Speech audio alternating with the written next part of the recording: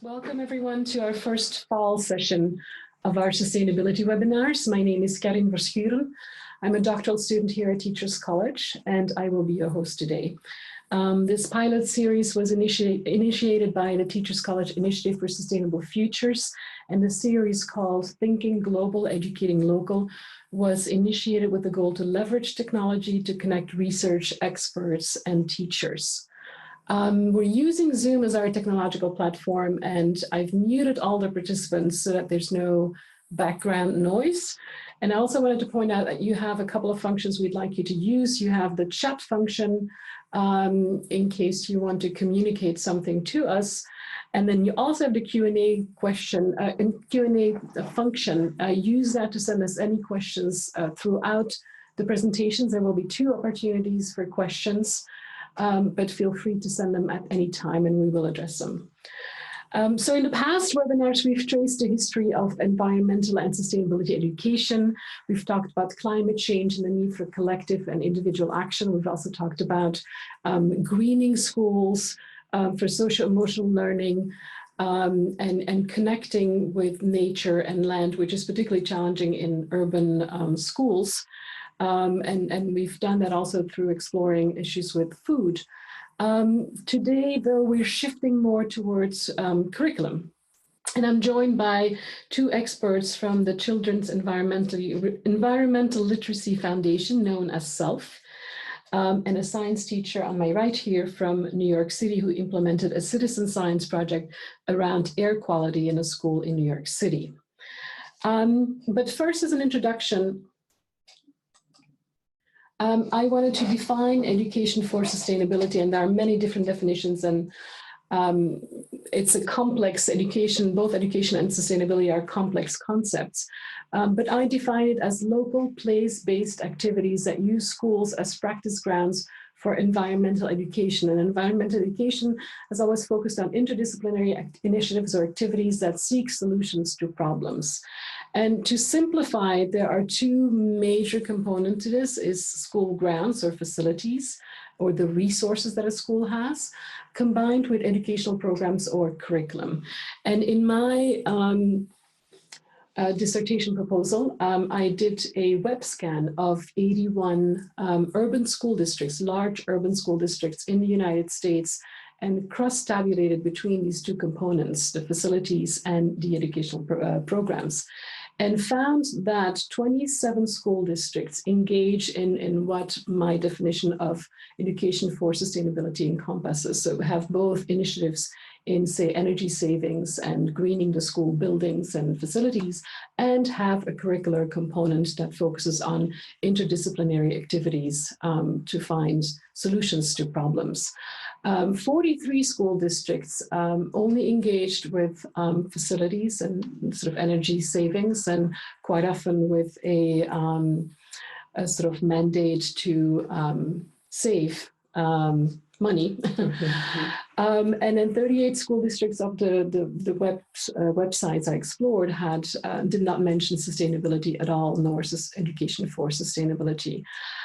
So this is important because there is clearly a gap, and this gap is filled by organizations such as CELF, whose mission is to establish sustainability as an integral part of every child's K through 12 learning experience.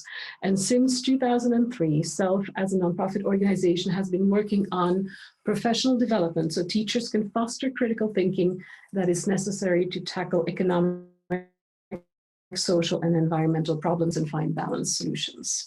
So today we have 2 presentations. On my left here, I have Vicky and Lisa who will explain the philosophy and approach of CELF in professional development and citizen science projects. And then on my right, we have Alma Padilla, who implemented a citizen science project in her school around air quality. And again, there will be an opportunity for questions after each one of the presentations. So without further ado, I'm happy to present Victoria Garufi, CELF Director of Education, and Lisa McKaylee, who works with Vicky as an educator and a PD facilitator. Hang on. Oops.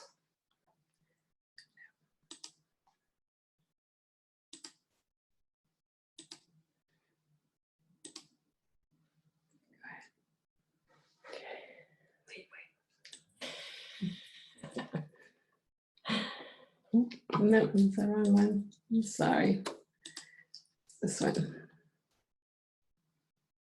Okay, yep. Here we are. Good evening, everyone. As Corrine said, our mission of the Children's Environmental Literacy Foundation is to establish sustainability as an integral part of every child's K-12 learning experience. And we do this through teaching students how to balance the economic, social, and environmental systems to create sustainable communities. And our approach to professional learning is three-tiered: experiential learning, systems thinking, and place-based education. And our citizen science project puts lessons into a real-world context, gives students a chance to have a hands-on, minds-on experience. And problems like climate change, poverty, air quality are complex problems that are facing future generations. And that's why we incorporate systems thinking into our professional learning model. And you're more likely to protect a place that you love. And communities with place-based knowledge are more likely to meet their own needs locally and are more self-reliant communities. Teachers learn to design programs that integrate what we call the big ideas of sustainability into their existing curriculum. These are 12 endpoints to sustainability that are cross-curricular and interdisciplinary and across grade levels as well. CELF offers 3 core services. Our first service is professional learning, which includes our tiered offerings for training on CELF's framework approach to integrating education for sustainability into school culture, campus, and curriculum. The second is citizen science, which is focused on place and project-based learning, engaging students from inquiry to action in school communities. The third service is our annual Summer Institute, which consists of a multi-day immersive experience for K-12 teachers, taking a deeper dive into education for sustainability principles and practices. So today we're here to talk a little bit more about our citizen science framework, which incorporates professional learning on CELF's inquiry to action framework. Our first 2 years were focused on air quality, and this framework now can be applied to other content area environmental issues like water, soil, biodiversity. We will be sharing most of our data and connections to using air quality, but think that this can be applied beyond. Teacher trainings included the ability for them to receive technology training and support of data collection and implementation with their students. The citizen science curriculum fits seamlessly with next generation science standards and connects across all content areas. It engages civics and social justice as students develop action plans and present to their local community. And we were fortunate to have community partners on the first 2 years of this program, which included CUNY School of Law, the Center for Urban Environmental Reform, New York City Department of Health, Mount Sinai Pediatric Health Specialty Unit, and Habitat Map. So what does this look like in the classroom? We offer to start this program, it has a blended learning component where we train teachers on CELF's inquiry to action framework, which includes in-person trainings and online sessions as well. And then the teachers are out in the field collecting their data with their students in their nearby school community. CELF is available for on-site support, where we'll visit the schools and support the teachers and the students out in the field and help troubleshoot with technology and the curricular connections in the classroom. The program concludes with a student symposium, which is an opportunity for students to share their data and their findings and share out their remediation plans to the larger community. And this can be done in a local venue or individually on your own school campus. So the process engages in 21st century skill building by leading students through several steps, taking them from inquiry to action. And so starting the first process is inquiry, the first part of our model, and CELF models these practices that engage learners, informing their own questions, evaluating qualitative and quantitative data, and thinking critically about their evidence. And then based on their findings, students develop an action plan and present their findings to a targeted audience. We find often that if we start our teacher training sessions with a walk around the neighborhood, making observations and identifying issues around air quality, then participants are asked to develop an open-ended and authentic question that can lead to a long-term study of air quality in their neighborhood.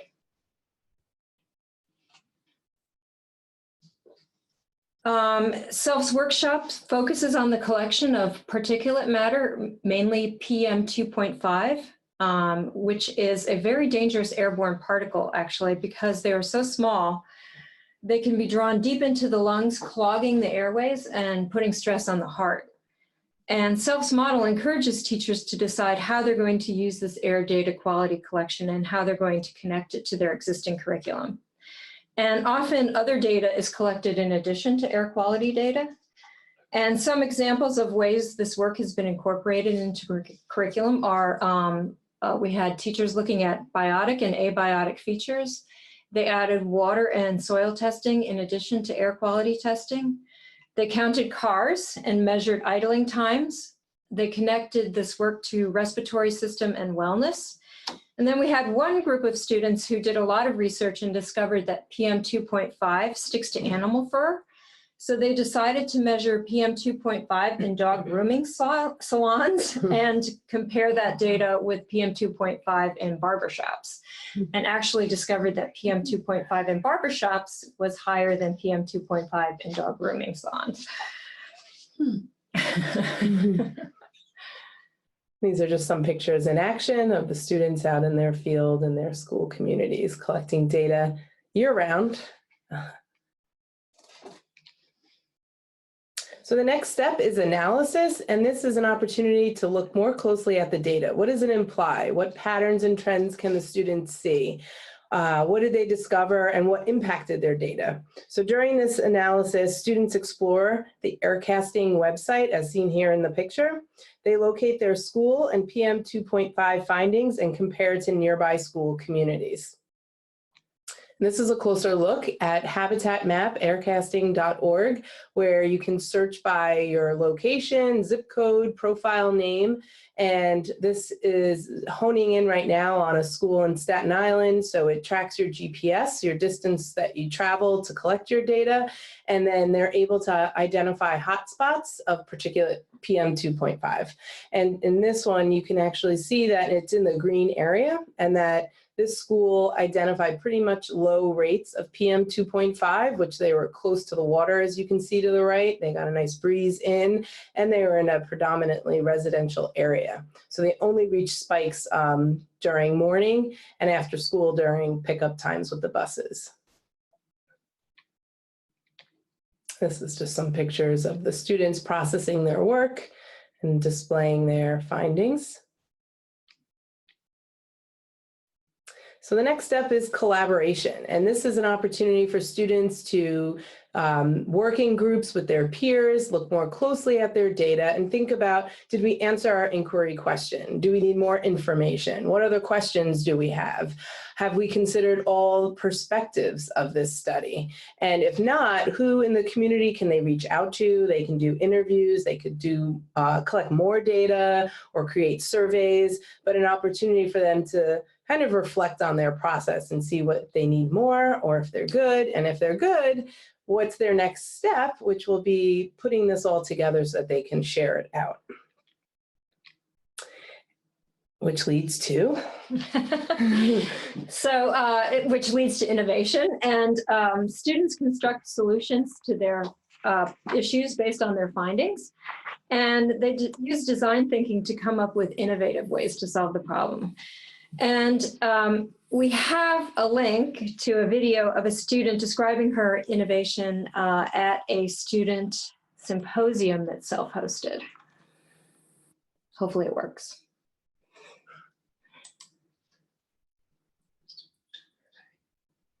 Okay, so me and my friend Sarah, we made an air filter for your car exhaust pipe that connects onto your car exhaust pipe with this metal pipe clamp and filters out particulate matters and nitrogen dioxide, carbon monoxide from getting into the atmosphere.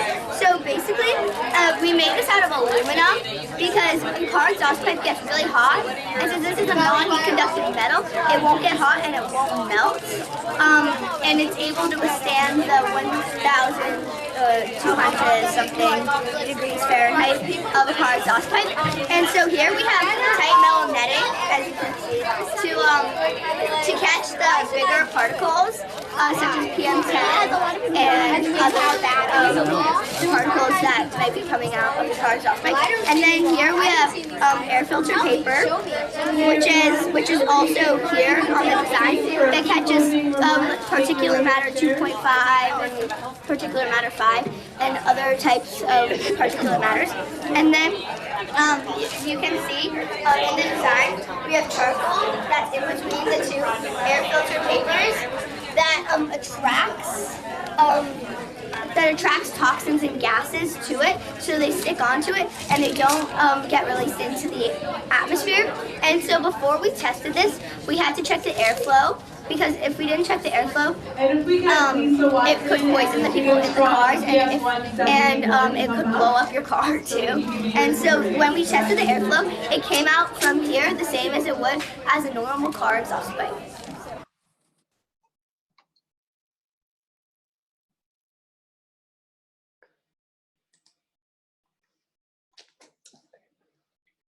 And there's also, as a follow-up to that video, one way was a lot of school inventions, but there was also opportunity. One teacher had created comic books with an emphasis on science literacy. So there were many different ways of sharing their creativity and their design thinking in various ways that can be customized to each individual school and student.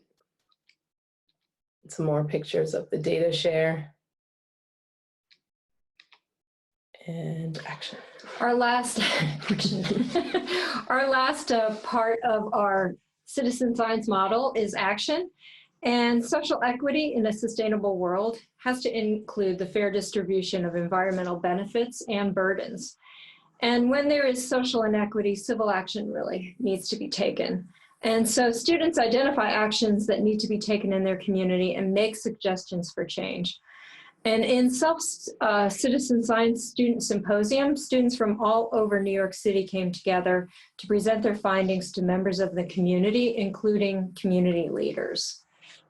And we have another video of our Citizen Science Symposium and some of the community leaders that were present at the symposium. Results suggested fairly good air quality around our school. What could be the reason of this? A park nearby that is close to the river helps reduce air pollution. This is basically our neighborhood report of asthma. Actionable asthma emergency department visits among children under 18 years of age from 2012 to 2014. And basically, as you can see on the first row of numbers, it shows you that East Harlem has 241.3, and Manhattan has 116.7, and New York City has 97.8. And as you see again, New York City is lower than all of them, which we're trying to work on because it's not healthy for all of us to be having this, and we can't all afford to live in the same area to have clean air. So we're trying to get that lower. This is a picture showing our walks around the school. And as you can see, in one area, the levels of pollution have increased. That area was near a construction site. We have seen construction workers smoking outside, and we think that may have caused the level of particulate matter to rise on that day. Construction sites also expose the air to waste products, such as carbon dioxide from all the gases and machines. This is bad for the environment. It has a big impact on air quality in New York. The fact that they were able to come here today and see that they were capable of putting something that were challenging for them together, I think inspire them to keep going? You know, as director of the air quality program, I will tell you I'm very eager to hire some of you in about 10 years or so. But this is what I'm going to say. Because I saw great skills in data collection and interpretation. You guys did a great job of that. I'll give a shout out to Central Park East. I loved how you guys kind of dug in and really figured out why you saw that peak in PM 2.5, and you concluded, well, it's not the traffic, because we've done this several times, you know, this same walk, and we only saw the peak once, and that was when those construction workers were smoking. That kind of deep insight, oh, we love that kind of thing. So I want to pick up where Sarah left off, and I want to point out two other really important skills that I saw in the presentations. One is the East Harlem group, bringing your own stories into this. That is so incredibly powerful to ground narrative about data in the human experience. And I think that that makes the advocacy that much more effective. And you now know things that other people don't know. You've learned stuff, you've gathered data, use it. Write letters. You met Costa Constantinides, he's the chair of the Environmental Committee for City Council. You all live in districts with city council members. If you want to know who your city council member is and you don't know, you can get in touch with me through CELF, and I'm happy to help you. Write to them. Let them know that you found out about a problem and you want it fixed. Young voices matter, and I think when you start claiming your power, you'll be amazed at how much you have. So in 10 years, you're going to be the ones who are doing all this. We're going to set the foundation. We're going to do the best we can while I have this football, but we're going to be handing it off to you. You're going to be the leaders that are going to be doing this amazing work. John Quincy Adams said that if your actions inspire others to dream more, to do more, to learn more, and to be more, then you are a leader. And so you are all leaders. Thank you for being here today. And so, as you can see in this program, it's a comprehensive program that involves community partners, program design and implementation, and CELF supports the process for the teachers to implement this from beginning to end, and supporting AirBeam technology and applications. It's accessible. Teachers have access to the CELF toolkit. The CELF Citizen Science program is supportive of teacher training and implementation of AirBeam technology and related apps. The teachers have access to CELF toolkit and resources. They're able to collaborate with both community partners, with their students, colleagues, and community. It's student-driven and teacher-driven. This isn't a step-by-step curriculum that CELF provides, but it's flexible and can be customized at any point that you see fit in your school. It's cross-disciplinary, as demonstrated in our slides, that there's multiple entry points for social studies, civics, science, data collection, math, ELA. And it's not just a study that takes place in one day, but it does take time and commitment over either several weeks or a couple of months, but it's flexible for teachers to find where it fits best for them. And when we think about, some of these outcomes of what these teachers gain, is that they are comfortable with implementation and looking at project-based STEM learning in a new lens. They're able to apply CELF's inquiry to action framework customized to their classroom curriculum, and their students feel empowered to engage in a local community issue and activate change, as seen in this symposium. We have some upcoming dates where CELF will be sharing this citizen science program in a more public venue with New York City Outdoors Environmental Education Expo, with NYU Wallerstein Collaborative, as well as CELF Summer Institutes that take place in both Westchester at Manhattanville College and in New York City, and those dates are coming soon. And you can always stay connected with us and our website, selfeducation.org. And we're also on social media, Facebook, Instagram, and Twitter. And we also have a Self-Education for Sustainability closed group to keep the conversation going and build community of learners. Great, thank you so much, Vicki and Lisa. While we're doing this, I had one question for Lisa and Vicki, and please, for the audience, please let us know if you have any questions. Okay, great. Question for you guys was, how do you limit the scope of a citizen science project? How do you make it in such a way that it's not overwhelming, that you know where to begin and where to stop? Do you have any tips for teachers on how to do that? Yeah. There's it's a process. Actually, it's an ongoing process. And what we have done this year is to ask 3 teachers from one of our citizen science groups to work with us to make the process more streamlined. So we would like this to come from the teachers and for them to help us figure out what makes sense for them. So we'll ask the question to Alma after. Well, I think also just to speak to that is we provide the tools and the resources and allow the flexibility for the teacher to make it their own. And so if they take pieces of it or components of it and find where the student interest lies, then they can take it from there. So we give them everything from beginning to end, but it's finding where they feel comfortable. Thank you. We have a question from Rebecca. How many air beams did you have and how did you move them around? Or was each school responsible for purchasing their own air beam? Self-provided air beams for all the participating schools.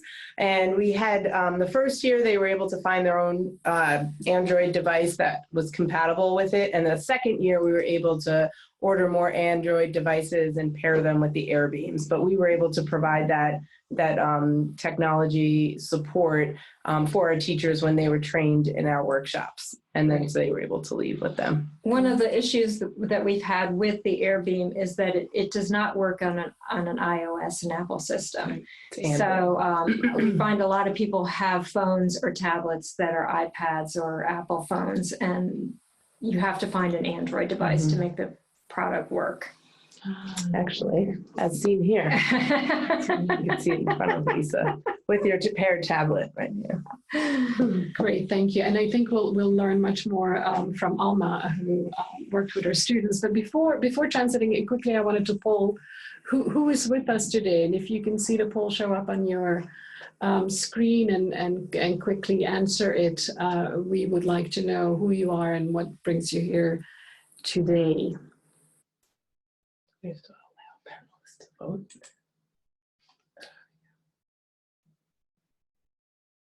No, panelists cannot vote.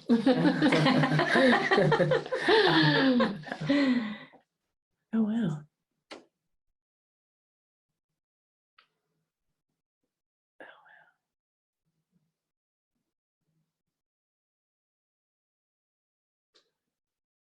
We'll run it 5 more seconds. We have 13 answers. We have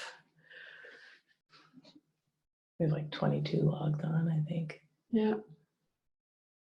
Great. So we have a combination of sustainability coordinators, teachers, nonprofit people, students, and concerned citizens and others as well. So there we go. I'm sharing the results here so that you can see it. We'd love to know if you can send us in the chat function who you are and what you're interested in. That'd be great. And at the end of this webinar as well, there will be a very short survey. If you could fill that out for us, that'd be fantastic. But without further ado, we are going back to the other presentation. And I would like to introduce Alma Padilla, who at the Chapin School had a project, a citizen science project around air quality, and she will talk more about that and guide us through what she did and what she learned from it and her takeaways. Thank you, Alma, for being here. Thank you. As Corinne mentioned, my name is Alma Padilla, and I'm a former science teacher in the middle school at the Chapin School. And I'll be telling you about the pollution project that I did in the 2017-2018 school year, although I'm happy to know that the project continues at the school to this day. So the experience that my students and I had with respect to inquiry of taking inquiry to action can be broken down into 4 phases. What I think of as preparing the stuff, in other words, logistics, preparing the people, so myself and my students, then taking actual action in as citizen scientists, collecting data and obtaining results, and then taking the science into action by making data-based recommendations and then presenting those findings. So to prepare the stuff, I principally used resources that were provided by CELF at the training workshop. I altered materials that were provided, and I also developed some new materials in order to meet my classroom needs. So for example, I altered data sheets that were already existing, but I did create sampling station procedures and kits that went beyond air pollution. And the reason for that was, first, I wanted my students to be able to test parameters aside from air quality. But then I also, practically speaking, needed all students to have a job. And so that led me to create some of these sampling stations. It's not advancing. Oh, it's probably my fault here. It's okay. Yeah. I also went on a deep search for additional air pollution and environmental justice related resources that were specific to New York City. And an excellent resource that I found, and I highly recommend to anybody who wants to do citizen science and link it to environmental justice. It's called the New York City Community Health Profiles Atlas. It's a series of maps that details things such as air quality, access to healthcare, and many other things that you can use in your classroom. And it's very easy to understand. The last, and I think the most challenging aspect of logistics is scheduling. Taking kids outside is simple in theory only. You have unexpected things to contend with, such as weather, recruiting chaperones to help accompany you, competing schedule demands within the school, and then finding enough class time to complete the actual data collection, which is challenging, especially if, like me, you're working with younger students. In preparing the people, I wanted to establish motivation in each person. So it starts by informing ourselves. What causes air pollution in New York City, in my neighborhood, in other neighborhoods? And then adding context to that. How does that affect me? How does that affect other people? Is that impact equal? And what is being done? And so that led us to exploring some topics in environmental justice. It was very important to instill a sense of urgency. The impacts of air pollution are very intensive, but balancing that with not scaring the students was challenging. And so the way I approached it is by going from communicating, yes, this is a big problem, but there's something you can do about it. And so allowing the students to feel like they had agency, I think helped them not be so afraid. An eye-opening fact from the CELF air pollution workshop that haunts me to this day is the fact that children's breathing zones are close to the ground. So they're closer to pollution, and therefore they're receiving more concentrated doses of pollutants than adults do. So that's forever changed how I look at walking around New York City. And I think it also created an extra level of investment both in myself and also in my students. Additionally, during the project, I learned a lot about the impact of air pollution on pregnant women and their babies because I myself was expecting at the time. So I was extra motivated to try it and do something about this issue. For the students, I introduced the topic to them with an article from Newsella about air pollution worldwide. Newsella is also a great resource because it provides news articles at different reading levels, which is very helpful when you're working with a heterogeneous group of students. They can read the same article at their level and still get the same piece of information. So I recommend it. When the kids read this, there were 2 sections that stood out to them. And it was this election that children are far more likely than adults to be harmed by air pollution. It can also keep their brains from developing properly. I think the word brains really got a lot of the students because most people don't associate that with air pollution. They immediately think lungs and asthma. So that was really shocking to the kids. The other was this figure that worldwide 600,000 children die a year from air pollution related causes. In 5th grade, the students have enough of an understanding of place value and big numbers to know that 600,000 children is a lot. It's as if a quarter of all kids under age 18 in New York City died a year. So that was, again, a scary number. And so needless to say, we achieved buy-in. Everybody was in it. Everybody wanted to do something. And so that's how I prepared the people. Now, the next few slides are going to tell you about the process of the citizen science, but it's in my students' own words from their presentation, which they gave at the student symposium. So why is this important? Most of us didn't know that air pollution hurts children the most. We are children. There are lots of children in our neighborhood. Air pollution has long-term effects, and it tends to affect people unfairly, which we think is terrible. And I don't think there's a better summary of this project, really, than this one slide from their presentation. And here's some photos that they took. You know, they saw these preschoolers walking around in our survey area. Now, all of my students had access to these maps, which are from that community health atlas that I mentioned earlier. This one in particular reflects the concentration of particulate matter, and not surprisingly, the highest concentrations tend to be found in Manhattan, parts of the Bronx, and Queens. But then some of the students also saw this map, and they began comparing and wondering, why is it that pollution is highest in Manhattan, but it's kids in the Bronx primarily that are being hurt by this? And so this activity of looking through these maps really allowed them to see that there's parallels in society related to what could seem a science-only theme. So it was a really great way of bringing in issues of environmental justice into this project, and in a very natural way that even my 10 and 11-year-old students could understand. So this is back to their words. They are describing their learning. Here are some pictures of them reading that article, taking a walk around the neighborhood, trying to identify sources of pollution. And then this is one of my colleagues teaching the students about design thinking, which they were going to apply once they got to brainstorming solutions to air pollution. We collected data at 4 different stations. We tested soil chemistry, noise pollution, particulate matter, and then we counted traffic. So vehicles that were both driving by our school and also idling. And these are some photos of the students at work.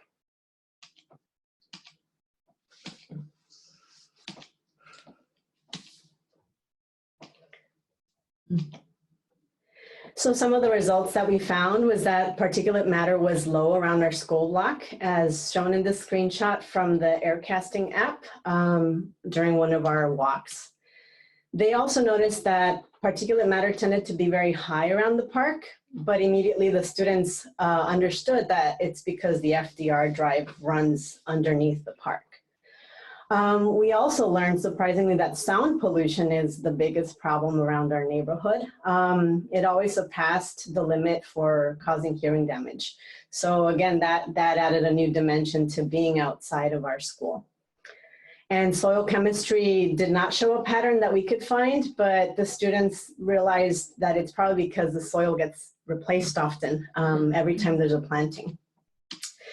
Some observations was that traffic was busy around lunch, and idlers weren't always told to turn their vehicles off.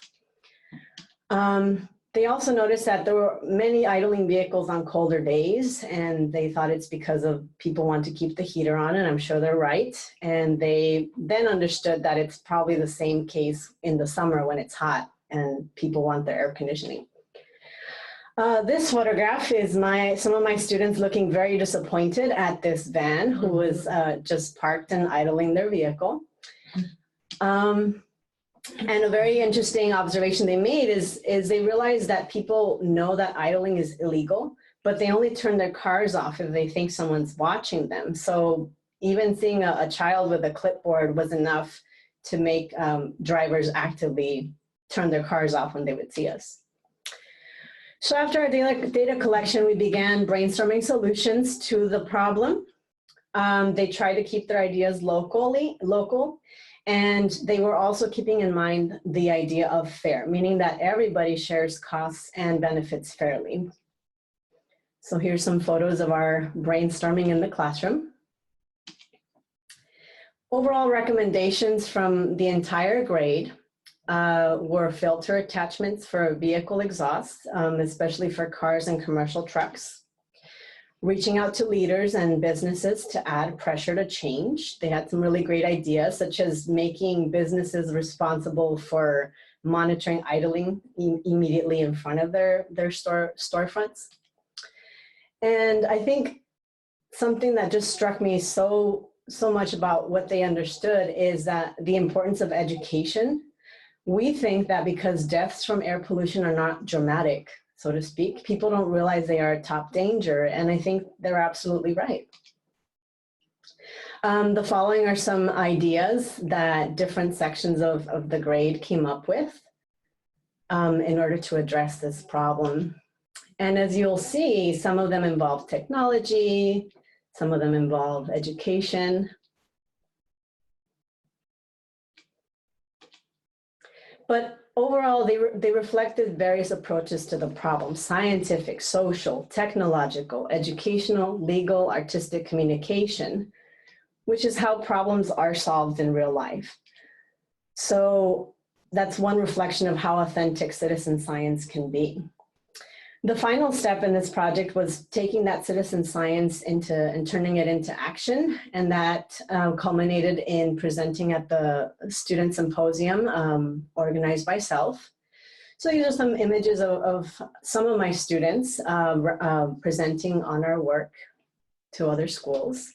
And what is wonderful is that the students are able to both share the solutions that they brainstormed, but then also take a look at what other schools have come up with and compare. Some solutions are similar, some of them are very tailored to the neighborhood that the students live in. And this is just a nice picture of all the students who attended the symposium. They were very excited. So some takeaways as a teacher is that to succeed in this project, I had to find key resources and support in order to succeed. So for me personally, having attended the CELF Summer Institute was step one. It really laid the groundwork for implementing citizen science. I learned how to do it, and I also got a lot of ideas for specific projects. So I definitely recommend that you attend the Institute if you haven't already. And then the specific air pollution workshop also provided me with a lot of tools and knowledge that were open-ended enough that I could tailor them to meet my classroom needs and goals. Planning is extensive and intensive. I think that's a reality for any project-based learning, and it's okay. I think my recommendations are to be flexible and to do less, especially if it's the first time you're doing a project. It's better, I think, to choose depth over breadth in this situation. I also found it helpful to regularly revisit the purpose. So why? Why is this work important? And I think it helped both the students and I maintain our focus and our investment throughout the entire project. In the future, if I ever did this project again, I would love to recruit colleagues in other subjects and start the project earlier. Collaborate with other participating schools, and then explore issues of environmental justice much more thoroughly. And some general takeaways regarding citizen science is that it's impactful. In my experience, there hasn't been a project that hasn't stayed both with me and the students. It provides context, which makes it powerful, and it also gives students agency. And that agency is necessary because kids care and they want to help, so they need a way to do that. And students have many unique gifts, which as teachers we know. I think citizen science builds opportunities for those talents to shine.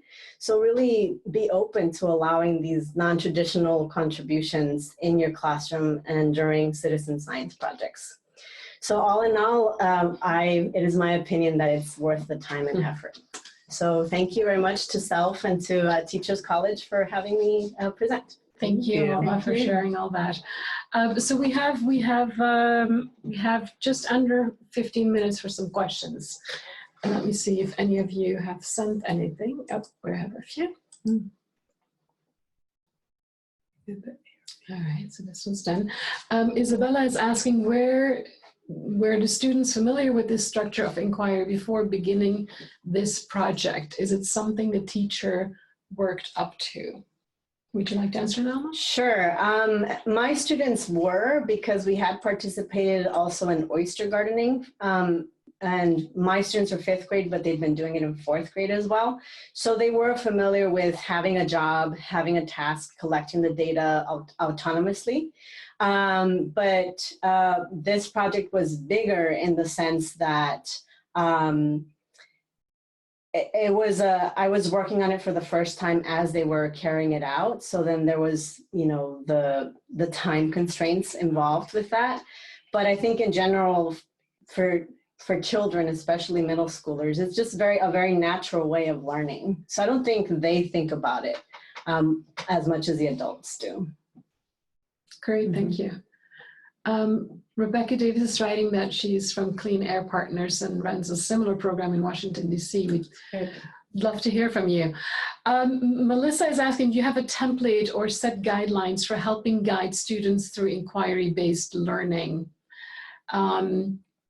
Would you like to talk about for people who cannot attend one of the CELF?